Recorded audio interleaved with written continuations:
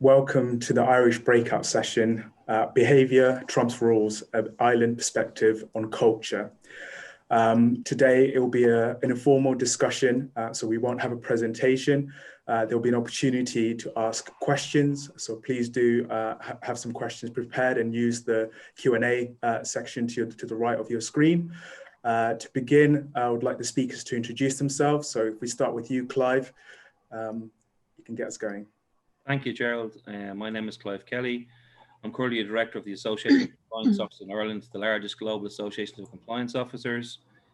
In my day job, or in my real job, I'm an INED on a couple of international insurance and reinsurance companies who are based out of Ireland. But I'm an insurance and reinsurance professional, having spent 35 years working in that sector and held roles as CEO, Chief Compliance Officer, Chief Risk Officer for the largest insurers, both life and general insurance, based here in Ireland. And I have a passion for lifelong education, so I'm delighted to be here today to talk to you about these particular topics. Sandra? Thanks, Clive. Good afternoon. So my name is Sandra Healy. I'm a director of the Centre of Excellence for Diversity and Inclusion in Dublin City University. Before I came into the university, I spent 20 years in the telecoms industry, and where I led mainly on a voluntary basis around all aspects of diversity and inclusion in the workplace. My connection with DCU is I studied organizational psychology, and I suppose that's really how that's what I use as the kind of foundation for driving kind of transformational change around culture and diversity and inclusion within organizations. So I'm looking forward to talking to you today and just sharing some of my experience and sharing some of the work that we're doing in the Centre of Excellence with employers at the moment. Thanks, Clive. Marion? Thanks, Clive, and good afternoon, everybody. My name is Marion Kelly. I'm the CEO of the Irish Banking Culture Board. The Irish Banking Culture Board was set up last year, just in April 2019, so a relatively new organisation. It includes the 5 retail banks in Ireland as our members, and then we have a cross-section of various different stakeholders in banking on our board also. So quite a unique organisation with a cross-representation of stakeholders in banking. And our overall purpose and remit is to work with all of those stakeholders to help restore trust and reputation in banking. And culture and behaviour is obviously at the very core of what we're doing. So really looking forward to the discussion this afternoon. Thank you. Thanks, Marion. And thank you, Gerald. And thanks to EQS, I beg your pardon, for setting up this Irish breakout session. For those of you who are just participating in this session, you won't be aware that there's almost 5,000 attendees signed up to the ECEC conference that's been going on today. And we're delighted to have an Irish breakout session. And before I start, I wanted to personally thank Sandra and Marion for agreeing to come and speak and discuss, I suppose, these topics with myself. And I'm looking forward to a very active session, knowing Marion and Sandra as well as I do, and their passion for these particular topics. As Gerald said, we've no presentation today, so we want to run this very much as a discussion between us three, but as also Gerald has outlined, there will be the opportunity for the participants to ask questions, and I'll moderate those questions at the end of the session. I always start these things by saying a caveat, and that these are our own views. Well, certainly they're my own personal views. I'm not speaking on behalf of the ACOI or anybody else, and neither should you judge me for the titles of the books in the bookcase behind me if you can read them when you get bored listening to us. What I hope to do is do a brief introduction, and I'll start off by doing a brief introduction to the topic, giving some background, maybe with a little bit of an Irish context for those European people who are on the phone here, non-Irish people. And as Marion and Sandra have said, we've some unique stories to tell in respect of how we deal with behaviour and culture, and certainly work that's been done in the Irish Banking Culture Board, which Marion will allude to, and indeed Sandra in terms of what they're doing in the Centre of Excellence. So hopefully the European colleagues find that interesting in terms of seeing what we're doing here in Ireland and addressing what is a very widely understood and very widely addressed topic around behaviour and culture. So we'll do a brief introduction, and then I'll get Sandra and Marion's perspective, on a number of key questions and developments in this particular area. And as I said, give some updates as to some of the leading work that we're doing here in Ireland. So in terms of setting the scene, unfortunately, here we are again talking about, as I often say, the C word that gets replaced by the B word. So culture, you can't stop here in Ireland from hearing regulators and various bodies discussing about what they're going to do in relation to culture. And again, when I say C word moving into B word, I think the understood, or the experts and the university people and the academics in this particular area are moving now away from talking about the broad topic of culture, which we can define in a number of ways, including the way we do things around here. And we'll speak about COVID and the impact on here as part of this discussion.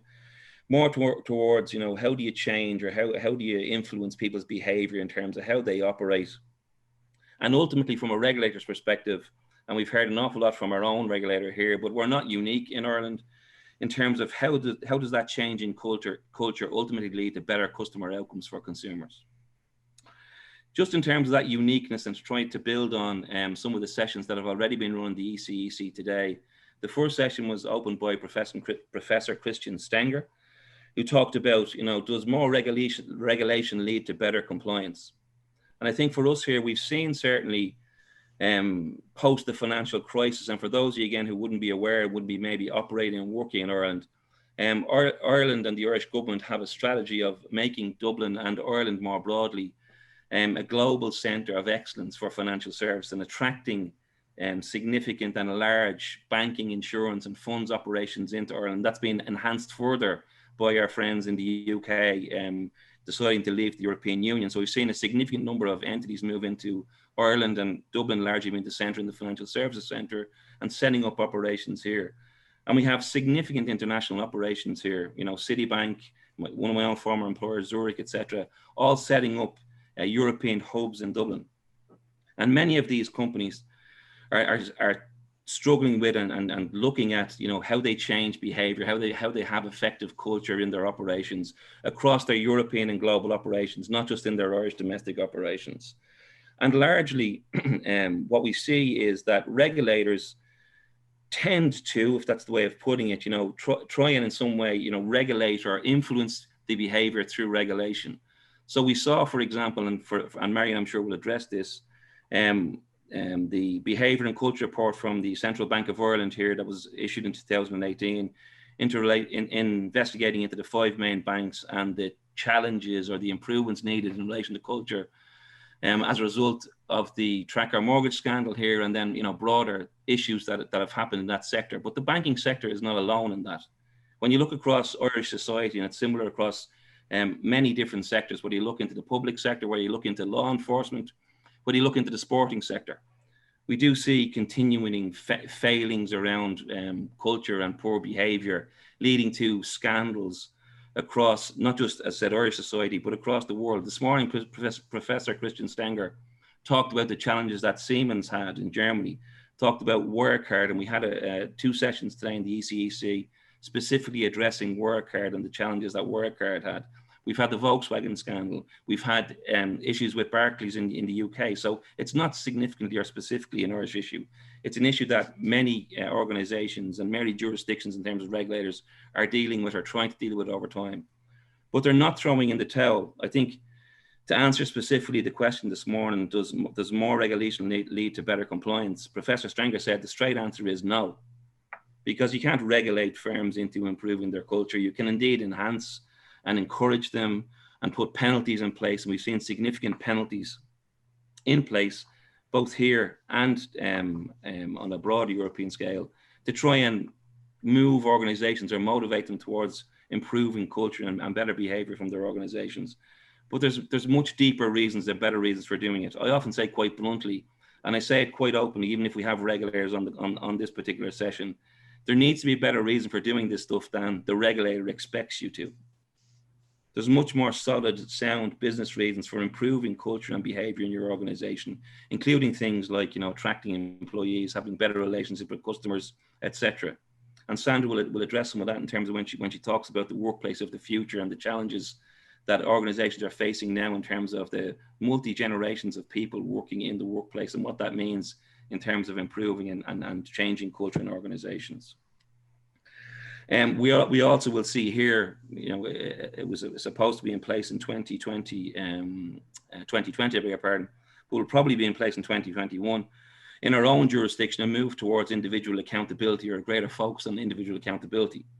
So for designated individuals, commonly called PCFs here in the Irish regime, we're going to see a move towards certainly greater consequences for poor behaviour And although we don't know the outline of exactly what the SEER regime, as it's called, will be, there certainly will be implications for senior individuals in organizations at all levels, largely at the leadership level, but certainly at the PCF level in organizations. And again, that focus on the individual accountability is not unique to Ireland.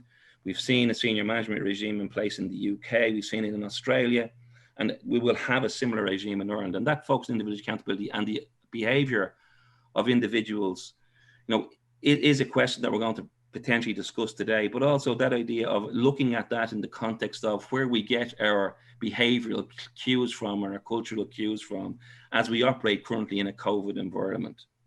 As most of us now, including in this setting, are working from home.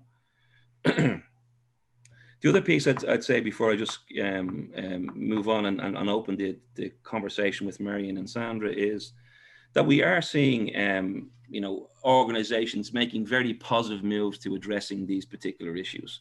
And there are a number of specific challenges that firms are dealing with. As Sandra only knows too well in terms of Centre of Excellence, like diversity and inclusion is an area that firms have embraced largely, and the excellent work that Sandra and our team have done and organizations have done to address that particular challenge, and not just the gender question, which we will of course talk about, but the broader question of diversity and inclusion. The idea that many firms have an existing culture within which has built up over a period of time, and how firms are struggling to change that culture over time, and what they need to do to change that culture, including removing, individuals and blockers who potentially are preventing organizations doing what they need to do. And we're seeing organizations beginning to take those tough decisions. For me, I suppose, as a compliance officer and as a leader in organizations, I think the challenge for me is I can go into many organizations and they can show me all these policies and procedures that largely will meet regulatory expectation, but does it actually really live and operate and breathe in their organization on a day-to-day basis? Because many of those organizations that we refer to that have had scandals and issues in their organizations had very good, D&I policies, very good statements around behavior, culture, very good policies and procedures around gifts or whatever aspect of it is. But what actually really happened in those organizations? And in fact, the session today in relation to the work card in the broader ECEC conference, I think highlighted some of the challenges in relation to that. And then I suppose one of the other particular challenges, before I let my colleagues Marion and Sandra come in and I'll ask questions, is the whole measurement aspect. So for too long, I suppose, certainly for many regulators, culture was seen as this kind of woolly, fluffy kind of idea that, well, we try to improve the culture in our organization. But now regulators are setting an expectation to say, okay, well, how are you measuring and assessing your culture? What particular indicators are you tracking over time to show that your culture actually is improving? How are you auditing your culture? And certainly there's been plenty of good work done by the Centre of Excellence, and I know Marion and the Banking Culture Board, in terms of addressing those kind of questions with the stakeholders in those particular entities. So enough from me, if that's okay. And I suppose I'll just kick it open by asking Marion maybe first and then Sandra, your view on that statement, behavior trumps rules. Where do you think we are with culture now on the move towards behavior, and how important behavior is? Thanks, Clive. Well, yes, I would absolutely agree with that behaviour trumps rules. And I suppose then in terms of what are we looking for from behaviour, we're looking for specific actions and positive outcomes. And I think that's the real challenge. You mentioned there about, you can have wonderful policies and wonderful statements, but that needs to translate into actions that people know are applicable to their day-to-day role, and then outcomes, whether it's positive outcomes for staff, for example, or positive outcomes for customers. And I think that's the really, really key thing. I think in addition to that, it's sort of, having the discussion about the spirit of the law or the spirit of the regulation as opposed to just the letter of it. And I think that's really, really important. And having those discussions internally within organizations about what this means for us. As I said, one of the things that we're trying to do very much is to make culture and behavior relatable to everybody's day-to-day role. So what does it mean for me as, for example, a bank employee? How does it mean I have to work with my colleagues? What does it mean in terms of decision making? What does it mean in terms of product design? I think all of that is really, really important. We need to move away from, I suppose, what is a very nebulous concept of what culture is and what behaviour is, to make it into practical, actionable items, which then can be measured and tracked, and we can monitor our progress against. So yeah, completely agree with the statement, and I think the challenge is to make it real and relatable to people in their day-to-day roles. Sandra, anything to add from your side? Yeah, I agree with Marion, and I agree with the statement. I think, gone are the days, I think, where senior leaders at the top of the organization can mandate, and that's just the way everybody does things, because it's not, we're dealing with humans, we're dealing with individuals, our workforces are becoming more diverse. Now with COVID, we have a much more distributed workforce, which brings a whole other set of challenges. But I think certainly what I've seen over the last 5 years is that organizations, there's more of a willingness, I think, to engage in cultural transformation and diversity and inclusion. So I think, certainly the larger organizations have, moved away from it's something we must do to something that we want to do, and we embrace it. And certainly a lot of the work we would do in the Centre of Excellence is very much focused on that, is kind of bringing a kind of a science and an evidence-based approach, I think, to around diversity and inclusion and culture. Because, I suppose what gets measured gets done. We have to take that into consideration. And I think a lot of the work Marion does, and certainly the work we do, is very much around that, is bringing an evidence-based approach to this work. Okay, and then just building on that in terms of, this, I think this statement, the first time I heard the statement behaviour trumps rules actually came out of a regulator's mouth. I'm not going to credit them with actually the ownership of that particular statement. But I suppose that in the introduction, I talked about, regulators recognizing that they can't regulate firms into behaving appropriately and having the appropriate culture. In fact, our own regulators, one of them, Derval Rowland, is very vocal on the whole piece in relation to firms having a long way to go to create customer-focused cultures. And I think that reference is particularly in relation to the banking sector, that particular quotation. But in terms of, some of the approaches taken by regulators, do you think they're operating in the correct areas in terms of where they're trying to influence? Maybe Sandra, would you have a view on that in terms of what you've seen?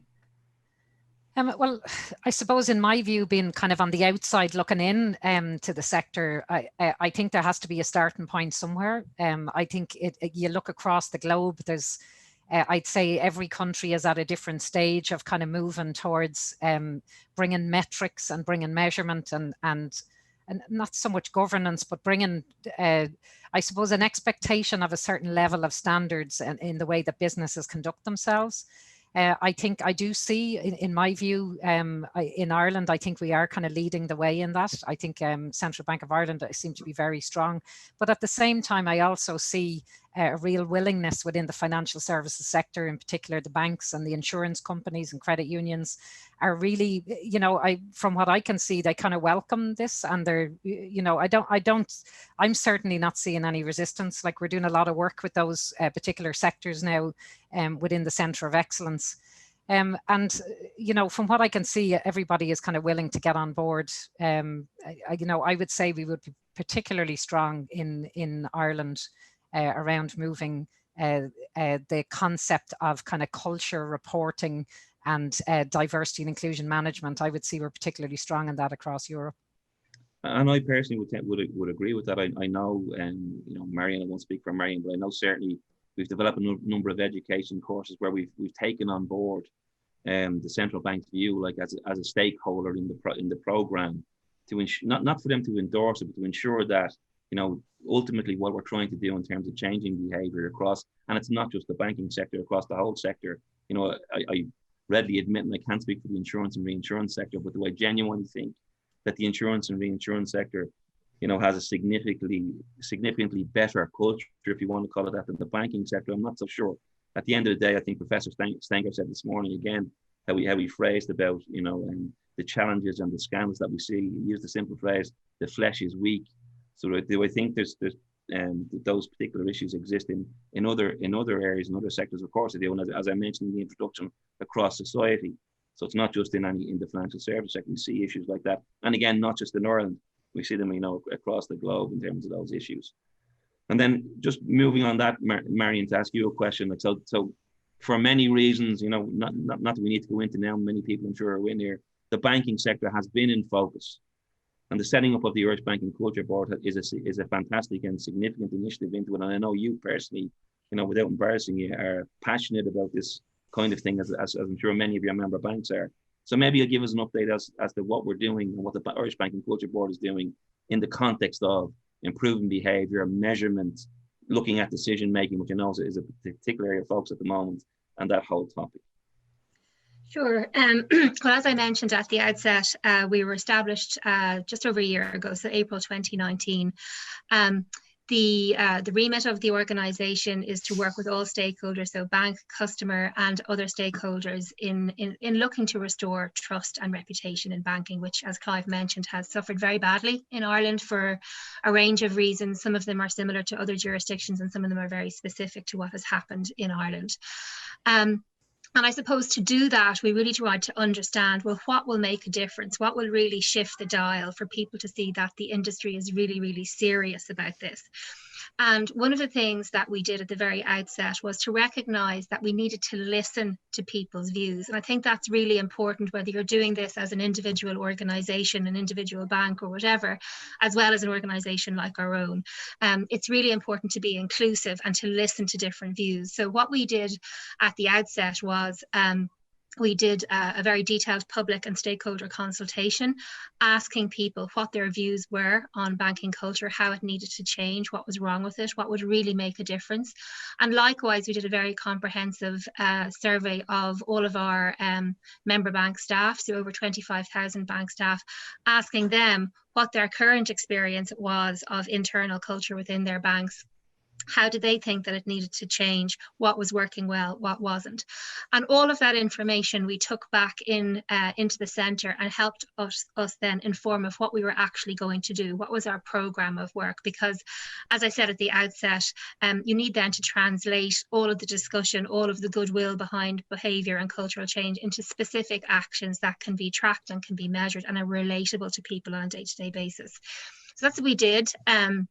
We have, over the last year, been focusing on what we've called 2 pillars of activity. So one is in relation to bank customers and external facing actions. So that's around communications with customers, it's around financial awareness, it's around vulnerable customers, it's around SMEs.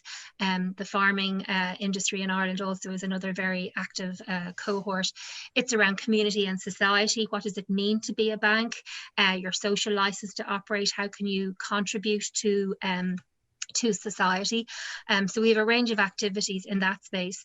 And then our second pillar of work is in relation to what we would term internal bank culture, and what is the culture that is experienced on a day-to-day basis by bank staff and what needs to change there.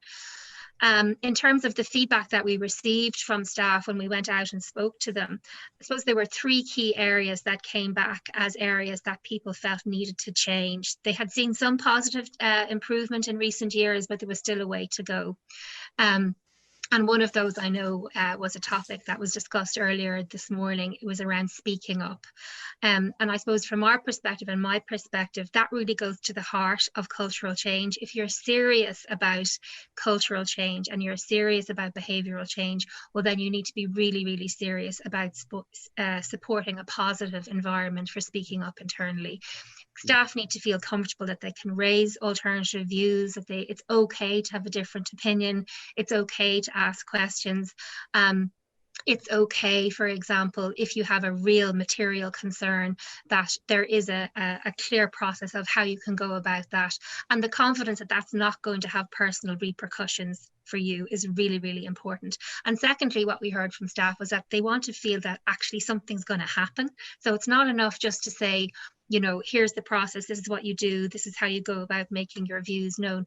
People want to see what has actually happened as a result of that. Now, sometimes there's confidentiality issues there, you can't share everything, but you can give confidence back to people that the senior leaders and others within the organisation are listening to these views and are acting on them, and they're looking to learn lessons. I think that's another really, really important piece. So that's what we've been trying to do. The other piece, ethics and behaviour, we might come on to it a little bit later. Again, that can be quite a nebulous concept. You know, we all want to be ethical or think we want to be ethical, but what does it mean on a day-to-day basis? So one of the areas that we've been looking at in that context, and in fact we just launched last week, was a piece around ethical decision making. So, you know, whether you're in a team meeting or whether it's a material decision being made at board level, there are certain criteria that should be followed to make sure that what you've done is fair and transparent, it's inclusive, that you've been aware of things like group dynamics, the impact of personal bias, for example. Back to Sandra's point about inclusion and diversity, have you listened to alternative views, different perspectives? All of that's really, really important.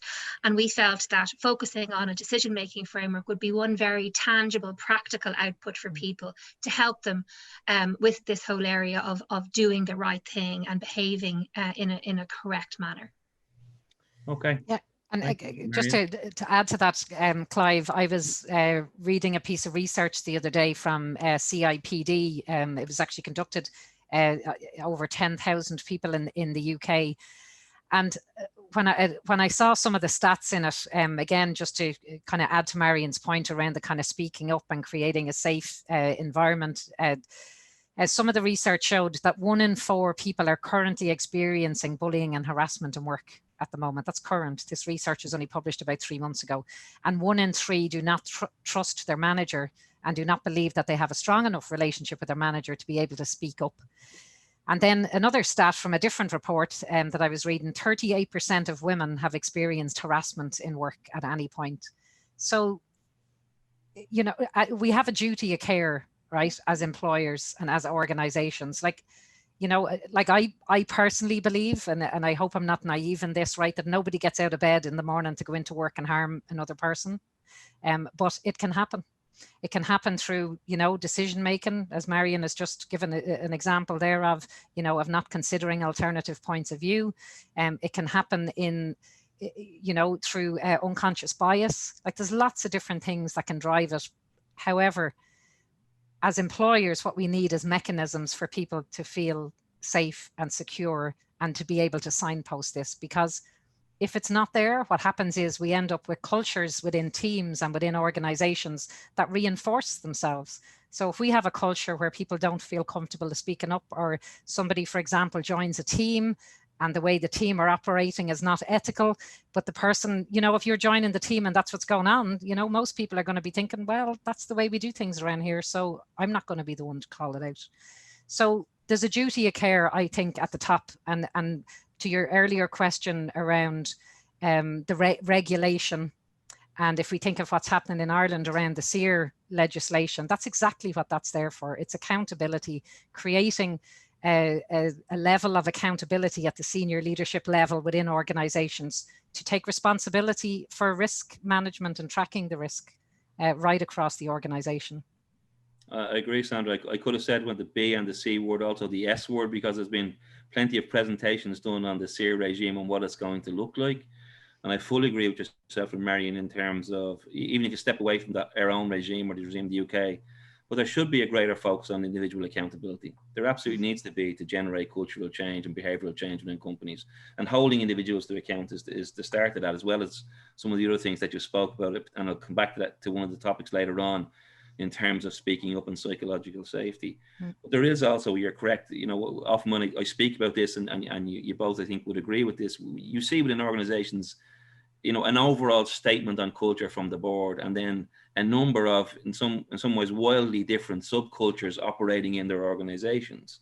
And that's a very dangerous place to be. And, you know, I suppose it would be a passion of mine, you know, particularly as you said, and I should have said it initially starting off, Sandra, you know, I also, so I'm as naive as you, for want of a better way of putting it, and that I don't believe people get out of bed and to come into work and do the wrong thing or harm their fellow colleague or their fellow man in a broader sense. And that many of these organizations who find themselves in significant difficulties, including the banking sector or any other sector, you know, that comes in focus at times, are full of really well-meaning, good people, well-intentioned individuals who want to do the right thing by their customers. And they need to have, and they deserve, I think, you know, I often say no organization should put an employee in a position where they feel they have to compromise, for example, their ethics or their behavior. That's absolutely inappropriate. But we've seen globally, you know, if you look at Wells Fargo, sometimes it's the very strategy that the organization undertakes in terms of, you know, expansive growth and the impact that has and the knock-on effect it has on employees' behavior in those organizations. So it comes down to, as well as looking at policies, procedures, structures, you know, how are we achieving our strategic goals in this organization? What are we asking our employees to do? But to go to a specific point that Marion raised, and in fact came out of the behaviour and culture report that the Central Bank of Ireland did into the main banks, diversity and inclusion, not surprisingly, Sandra, was called out. You know, that's not the only thing you do, but it's a key element of what you do in the Centre of Excellence. So can you give us some insight in terms of the work that the Centre does, and indeed your views on how well we're doing? And again, I don't have to say it to you, just for the broader audience, not just the gender topic that's constantly, you know, in the media, but the broader topic of diversity and inclusion. Yeah, I suppose certainly what I have seen over my 13 years in diversity and inclusion, right, is that organizations start with what they can measure, which is, in my view, is a really good starting point.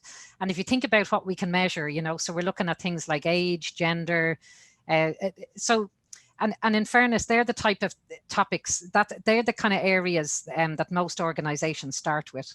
And I think it's a good starting point, but I do think now we need to start challenging ourselves to move beyond just what we can measure and start to have a look now at how can we be more inclusive, because our workforces are becoming more diverse. So if we look at some of the stats, and I know, Clive, we've talked about this before, from a generational perspective, first time ever, we've had 5 generations in the workforce. This is unprecedented as we try and manage that. So it brings great opportunities, but it also brings challenges then around kind of cultural expectations and things like that between the different generations in work. And we hear a lot about people talking about millennials, for example, and how they like to be managed differently and things like that. And then we have the Gen Zs coming in who, you know, who are thinking completely differently, digital natives, you know, less likely to want to work in teams than millennials, you know, the more, you know, they don't go to work for a social life. They're quite happy with the life that they already have, you know. So every generation that comes into the workforce brings a new set of challenges for employers. And then one of the things that we're working on a lot at the moment is race equality. So with the, you know, the rise of the Black Lives Matter protests, we had a lot of employers coming to us in the centre seeking advice on how can they respond and what can they do, you know. So a lot of our members would be like global organisations, you know, and I think Black Lives Matter had a profound impact, I think, on everybody, but in particular where, you know, people in America, and particular people who felt, you know, were deeply hurt and I suppose felt connected to what was going on with the issue. And they're hoping that their employers then would make some kind of response to this. And employers are saying, well, I don't know what do we do? How do we respond to this? So one of the things we've done is we've established a race equality hub. It's actually sponsored by Bank of Ireland, which I know Marion be happy to hear about that. So one of the things we've done is created a forum, an advisory forum, for people to come and just share their experiences. So a private, confidential forum for people to tell us what are the things that employers need to be focusing on. So simple things that have come out of that are things like bias in hiring. We've heard, shockingly, of people who help other people change their names so that they don't get removed through the selection process. Like, that's going on today. That's absolutely crazy that kind of thing is going on. And then we've heard about people, you know, getting comments around, I heard a woman the other day, a woman of African descent, talking about how she turned up after she got the job on the phone, and turned up and they were going, oh, okay, I thought you were Irish. And she's going, well, I am Irish, you know. So this isn't just happening in Ireland, this is happening across the globe. So part of the work we're doing in the centre is helping employers build toolkits creating a space for people to have safe conversations, and helping employers respond to what's happening in the world around diversity and inclusion. So, and one of the things actually that just come up now for higher education in Ireland, starting from January 2021, there's mandatory reporting now around race and ethnicity. So that's happening now in higher education. That's only a matter of time now before that starts kind of permeating out into the workplace. And public sector duty then reporting in Ireland is mandatory reporting around stats for people with disabilities. So this kind of reporting around all different aspects of diversity is not going anywhere. So I think one of the things we'll talk about in a little while, Clive, is around Inclusio, the software tool that we've built to kind of help organizations kind of respond to this and collect data in a way that I suppose is meaningful and employees don't mind given that information. So we'll talk about that in a little while. Okay, thanks, Sandra. Maybe Marion, picking up on something that often comes up when you talk about changing behaviour and trying to improve cultures. They say, "What's the key element?" Oh, it's the tone at the top. So for you, in terms of not just your member companies, because I know obviously you have your own personal views. As I said, you're very passionate about this topic. What does tone at the top mean for you? And can you give us a few examples of good practice, what you've seen in terms of, without naming companies, obviously, in terms of tone from the top, both from your member companies just and in general? Yeah, look, there's a huge amount to talk about tone from the top, and I suppose, what does it mean? I mean, from my perspective, and certainly from discussions I've had with member banks and with staff in our member banks and others, it's really about leadership and really meaning it, and that it's clear to people that this is more than just talk, or it's more than just words in a nice policy, that it really, really means something, so that people can see from, if you're a leader, that the way that you lead, the actions that you take, the decisions that you make, that they can relate all those back to what you have said is the required behaviour and culture of that organisation. And that goes back to your purpose. So that goes back to your strategy. What's the purpose of this organisation? That, I suppose, is the what of what the organization is about. And then the culture and behavior is the how are we going to do that, and that needs to be really, really clear to people. So if you're a leader, you need to be consistent in terms of how you're implementing and how you're applying it to your own decisions and your own actions. And what's really important to me in all of this, and it goes back to some of the points about accountability and the regime that will be hopefully coming in shortly in Ireland, is there needs to be consequences for people who don't meet the required behaviours and actions that have been set out. And that requires the leaders, the people who are at the very top of the organisation, to follow through. So, you could have somebody who is bringing in a lot of business for your organisation, is making a lot of money for the organisation, but if they're not doing it in the right way, there needs to be actions and there needs to be consequences, and people need to see that, because otherwise they're not going to believe that this is really real. It'll seem to them that it's just lip service. It doesn't actually translate into actions at the end of the day, and that will undermine the whole process. So I think that's really, really important. The other thing I would say in terms of leadership and tone from the top is back to something I mentioned at the outset, and it's being prepared to listen. Take the time to listen, really listen, not just, send out an engagement survey and go, right, that's done. What are you going to do with the outputs of what you've heard, whether it's through speak ups, whether it's through engagement surveys, whether it's through direct face-to-face or Zoom conversations with staff. How are you taking that on board and resulting in actions for people that they can see? So that they can see that this is actually meaningful for them. And then I suppose back to Sandra's area of expertise is listening to the alternative views, being open to that, asking for alternative views. I think one of the key things that's difficult for leaders is that the more senior you get in an organization, if you're the CEO of a bank or you're the chairman of a bank, it takes a lot of confidence to challenge you and to have an alternative view. And you need to really work to get that direct feedback. You need to really make it clear to people that you want it, and you're not just paying lip service to it, you're actually going to do something with it. So, it takes confidence from leaders to really lead from the front on this stuff, but it's really, really important, because if they don't, it's not going to work. Clive, can I just add something to that? And I think it's something that I suppose most leaders would struggle with, is around this concept of being vulnerable. Because there is this expectation, right, when you're at the top of the organization, that you have the answers to everything.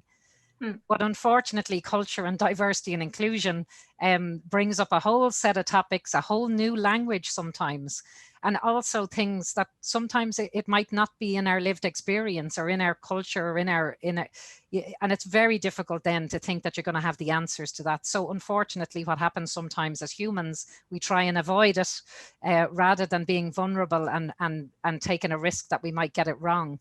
And that's a challenge. Like some of the work I would do within the Centre of Excellence is we do sessions with boards, so I'll just go and have a conversation with the board and kind of fill in the gaps around their understanding.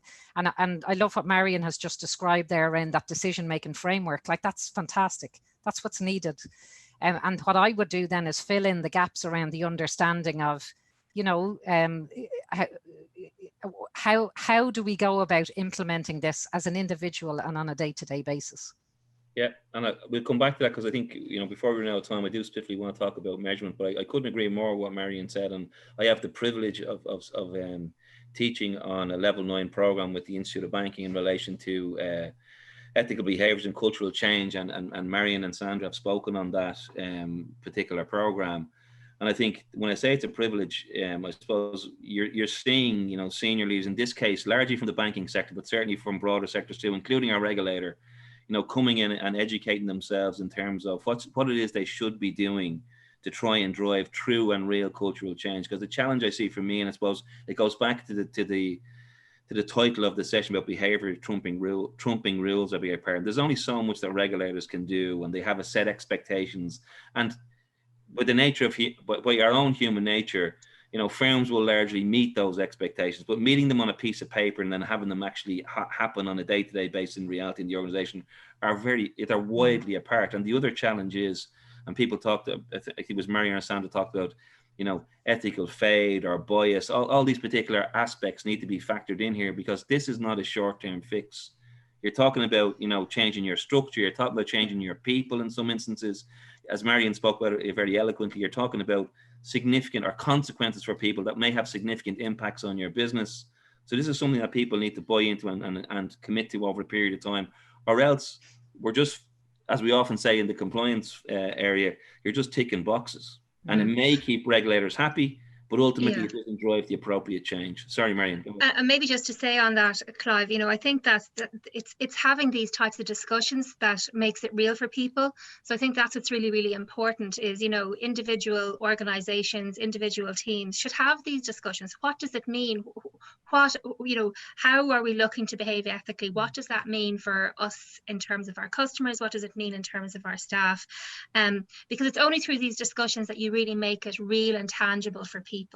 And give them a chance to articulate their views as well. Really, really important. Yeah.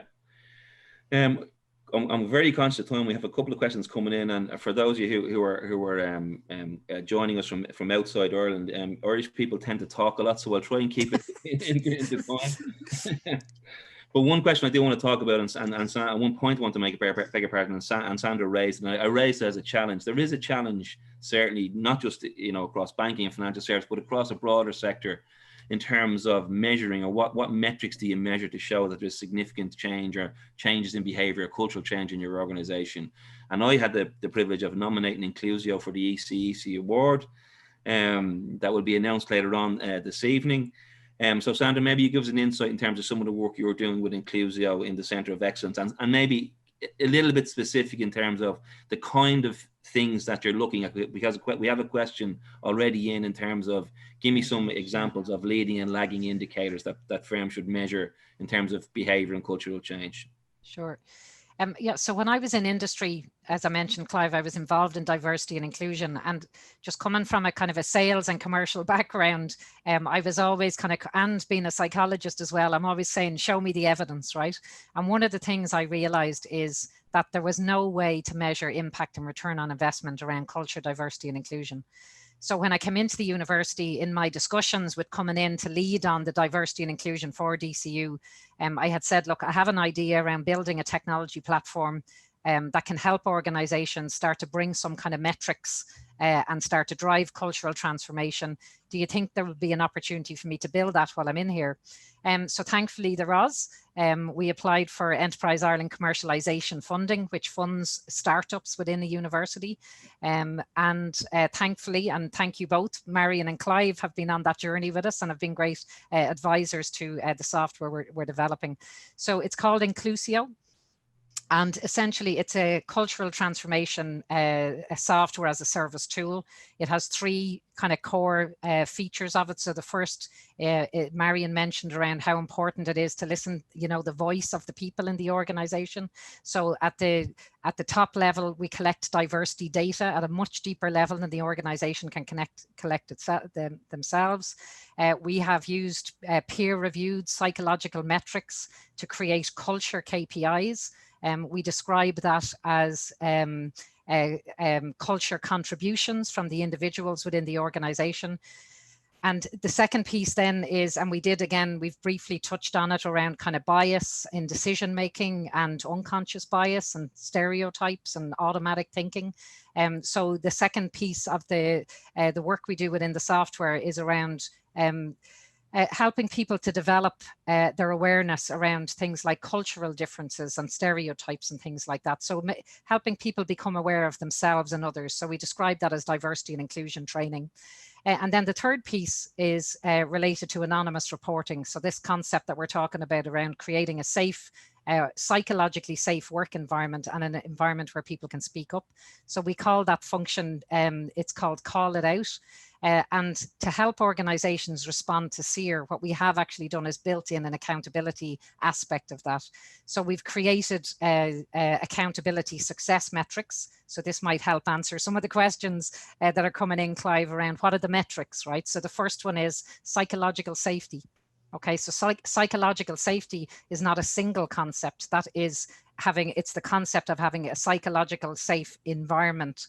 So that would be in teams and within the organization. And a significant part of that is it's a team or an environment where people feel comfortable to speak up. Psychologically safe teams, interestingly, have higher levels of interaction and disruption, if I can say that, around. They'd be quite healthy, challenging environments, but it's okay to do that because it's a safe environment and all your views are considered and listened to. So psychological safety, absolutely a key component. Trust. So trust in my manager, trust in the organization, trust in the senior leadership. That's another measure that I think is really important. And connection and commitment. So again, Marion has kind of touched on this around connection to the values, meaningful work, operating with integrity, all of those things. So we have used, as I mentioned, peer-reviewed kind of psychological metrics within the software to bring a scientific and evidence-based approach to culture and diversity and inclusion. Thanks, Sandra. And I know you can't do justice to inclusion and that topic, in the time we have today, but I would encourage people to maybe reach out to Sandra. Certainly, I know Sandra would welcome any feedback and input, certainly on a wider European context in relation to the Inclusio tool, because I do see not just, in Ireland, but across Europe and indeed globally, that firms, whilst they do measure certain indicators, I always talk about effective measurements. What do these measurements actually tell you about the culture and behavior going on in your organization? Because everybody will tell you, I'm sure Marion would agree with this, they'll tell you that they do staff surveys, for example, and they'll ask about your manager and, whether you feel it's safe to speak up in your organization, etc. And Marion was very open about this, and it's in the public domain. Some of the findings in the Banking Culture Board report in 2019 from the surveys done on employees were in some ways quite shocking in terms of some of the feedback from some of the banks. So that was taken, as I'm sure by the member banks as a call to action to do something about this, and they actually are doing something and continue to do the work with the Banking Culture Board, as Marion has referred to. But, you know, the firms need to move away from this thing. You know, you can put measures in place, but really what are these measures telling you, and are they effective measures? And most things, you know, Christian Hunt spoke earlier on today about behavioural science, and without speaking for him, I know he's a big believer in, you know, the religion of measurement. In other words, you can measure most things. You can find a measure to tell you what's happening. And I think, you know, firms shouldn't give up too easily on the whole measurement piece. There certainly are indicators. And to Marion's point about, you know, I always say, Marion's phrased it much more eloquently than me, but I always say 2 ears, 1 mouth. Like, God gave you 2 ears and 1 mouth. And, you know, the 2 ears are there for listening to your employees and listening to what these measures tell you, and then taking the appropriate action. And to refer back, and I'm not going to do a promotion piece, but the program that Marion, Sandra, and myself have been involved in with the Institute of Banking, I think that the great insight I got was that from hearing from the likes of Sandra, Marion, and other speakers, there's many other speakers on it, certainly senior leaders in many of the main banks, but indeed in other financial services firms, have changed what it is they're doing in terms of their culture and their behavior change programs. Because the other side about this is doing this and committing to behavior and cultural change is not cheap. So in other words, it's a long-term commitment. It requires significant resources. Firms, you know, need to buy into it because they're spending considerable amounts of money and management time and resources doing this. So obviously they want to be doing it for the right outcome and the right effect. So it's important to think about this, to get inputs from experts, you know, to challenge yourself and to make sure that in terms of what you're trying to do, you actually achieve. Because I think when we launched the, and I think you were there, Marion, when we launched the culture program with the Institute of Banking and the ACOI, I think it was referred to by the CEO of the Institute of Banking at the time as, it's not a New Year's resolution. So it's not something that firms are going to commit to for, like, you know, a few weeks, you know, like I would often do and say I'll lose weight for the new year or whatever, and then just give up. This is a long-term commitment, and I won't say it's a once in a lifetime opportunity, but from what's come out of the financial crisis, what's come out of the various reviews, whether they be in Ireland or other jurisdictions, from the ongoing challenges, you know, firms need to step up now and do something around this. And not just because regulators expect, because there's a huge benefit to their organizations. And Sandra has talked about that in terms of diversity and inclusion and the genuine benefits that having a more diverse and inclusive organization means for your company. And Marion has seen that, and certainly many of the five member banks of the IBCB are committed to that and are driving that through their organization because they see genuine improvements resulting from it. Okay. Maybe just on that, Clive, you know, I think it's a must do.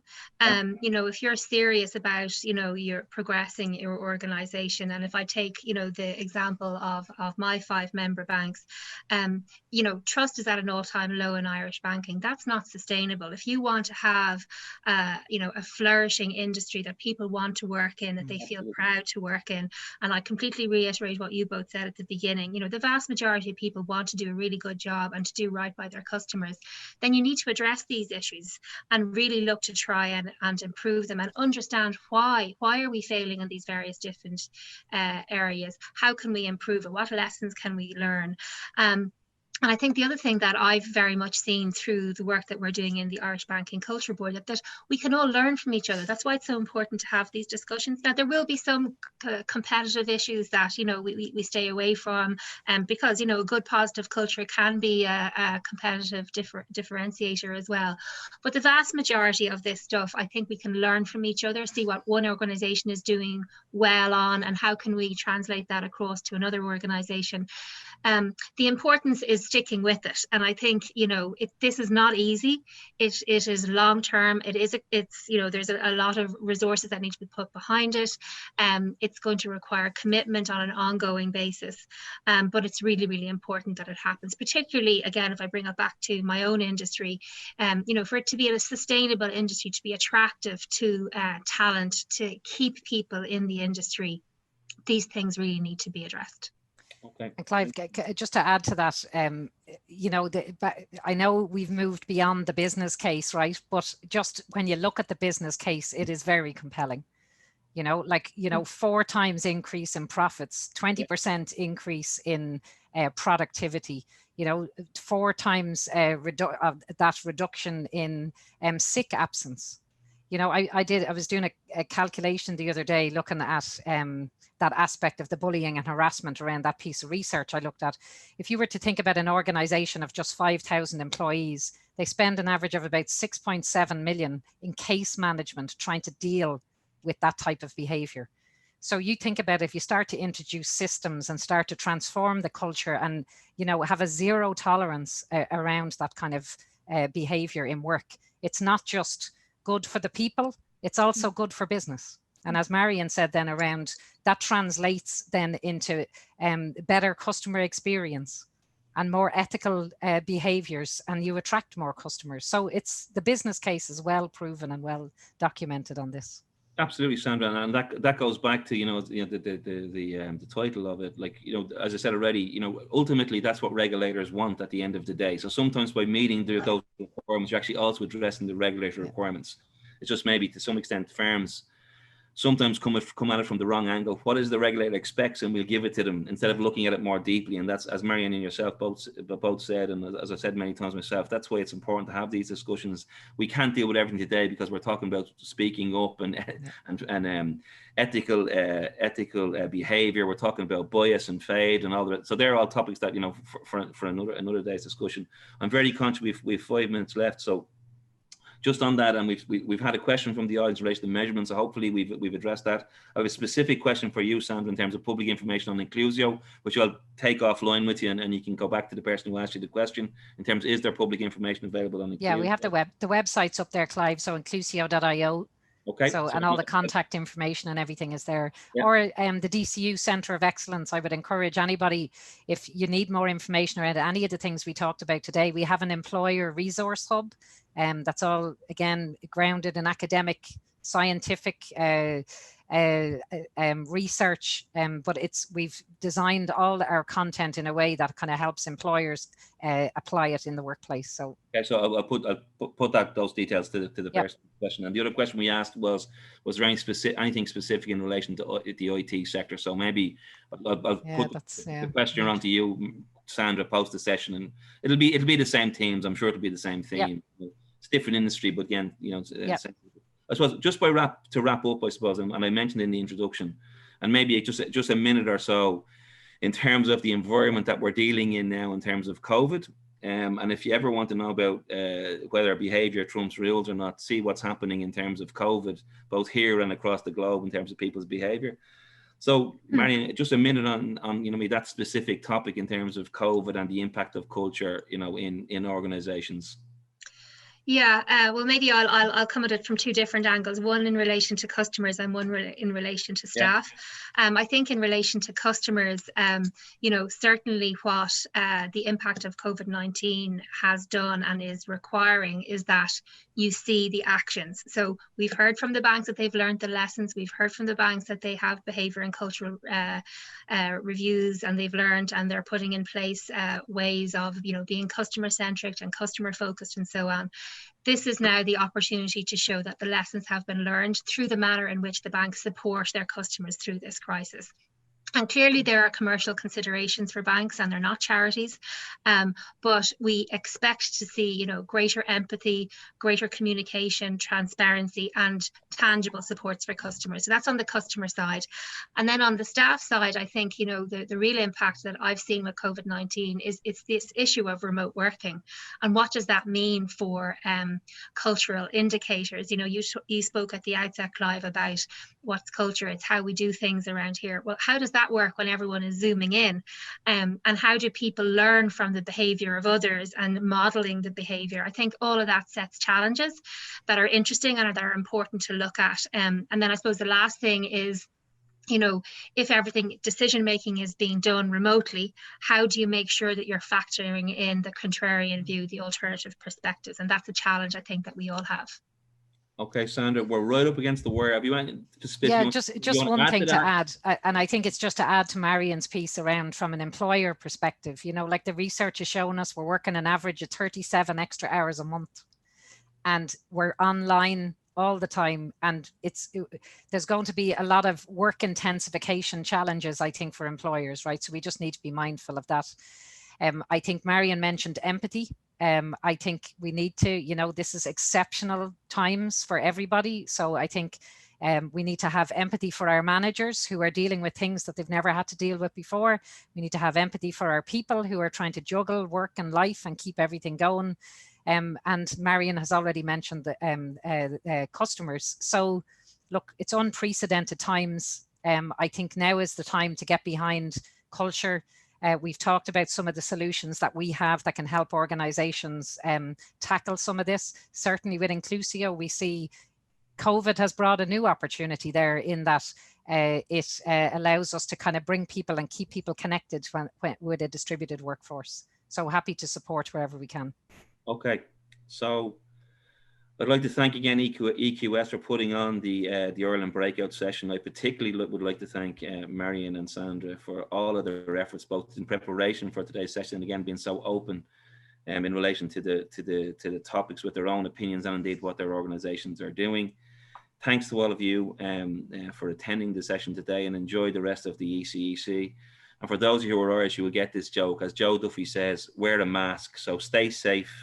Make sure you keep all your family safe, and make sure you exhibit the right behaviour in relation to COVID, if nothing else. Thanks, Gerald. That's us finished here.